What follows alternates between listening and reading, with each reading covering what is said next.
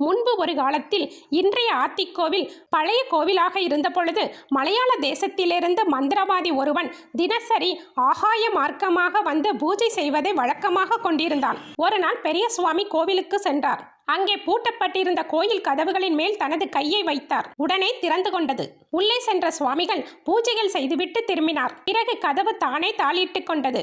வழக்கம் போல பூஜை செய்ய வந்த மந்திரவாதி கதவை திறந்து உள்ளே சென்றான்.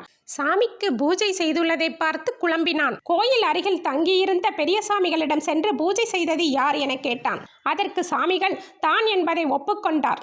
அடுத்த நாளும் பூஜை நடந்திருப்பதை பார்த்தவன் கோபம் அடைந்து சாமிகளிடம் சென்று, நேற்றே நீ பூஜை செய்யக்கூடாது என கூறினேன், பின்பும் ஏன் பூஜை செய்தாய் என கேட்டான். அதற்கு பெரிய சுவாமிகள், நீ கோவிலை நன்றாக பூட்டி செல் என அமைதியாக கூறினார். இதை கேட்ட மந்திரவாதி கோபமுற்று சாமிகளை பழிவாங்க வேண்டும் என தீர்மானம் செய்து தனது குருவிடம் நடந்ததை கூறி பெரிய சுவாமியின் மீது ஏவல் பூஜை செய்து அவரை கொல்லுமாறு பூதம் ஒன்றை ஏவினார். சாமிகள் தன்னை கொல்ல வந்த பூதத்தை பார்த்து சாந்தி என சொல்லவும் அந்த பூதம் சாமிகளின் காலடியில் அமைதியாக மண்டியிட்டு அமர்ந்து விட்டது. அனுப்பிய பூதங்கள் செயலற்று போனதால் மந்திரவாதி மிக கோபம் கொண்டு யாராலும் வெல்ல முடியாது என கருதப்படும் ருத்ரபூதத்தை அனுப்பி வைத்தான். ருத்ரபூதம் சாமிகளை கொல்ல விண்ணும் மண்ணும் பிளம்பாய் கொடூரமாக சென்று பெரிய சுவாமியை நெருங்கியது. சாமிகள் சாந்தி என்றார். ஆனாலும் பூதம் அடங்கவில்லை, மேலும் தீவிரமாகியது. அதை கண்ட சாமிகள் பதறினார். உடனே மீனாட்சி அம்மன் அதாவது பெரிய பிராட்டியை நினைத்து வணங்கினார். உடனே அவ்விடம் வந்த அன்னை மிகவும் பலம் வாய்ந்த அந்த பூதத்தை பார்த்து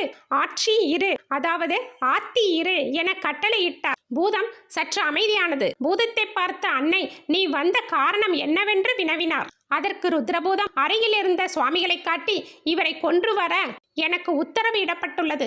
இவர் தங்களின் பக்தன் என எனக்கு தெரியாது. தெரிந்திருந்தால் நான் வந்திருக்க மாட்டேன் என கூறி மன்னிப்பு கேட்டது. அன்னை கருணையுடன் பூதத்தை மன்னித்து, நீ இங்கேயே கோவிலில் ஆத்தி இரு, உனக்கு இருவகை படையில் உண்டு என அருளினார். ருத்ரபூதமோ அன்னையை வணங்கி அப்படியே ஏற்றுக்கொண்டு தான் இப்பொழுது எழுப்பியதால் எப்படியும் நரபலி கொள்ள வேண்டும், அதற்கு நான் என்ன செய்ய வேண்டும் என கேட்க, அன்னை உன்னை அனுப்பியவனே பலி கொள்ளுமாறு சொல்ல தன்னை அனுப்பிய மந்திரவாதியை நரபலி கொண்டு அமைதியாகியது. பின்னர் அன்னையிடம் கொடுத்த வாக்கின்படி இங்கு வந்து அமர்ந்தது. அன்னையின் வாக்கின்படி ஆத்திக் கோயிலில் மற்ற பணிவிடைகளோடு மச்ச பணிவிடையும் கீரிச்சுட்டான் பணிவிடையும் சேர்த்து கொடுக்கப்பட்டு வருகிறது.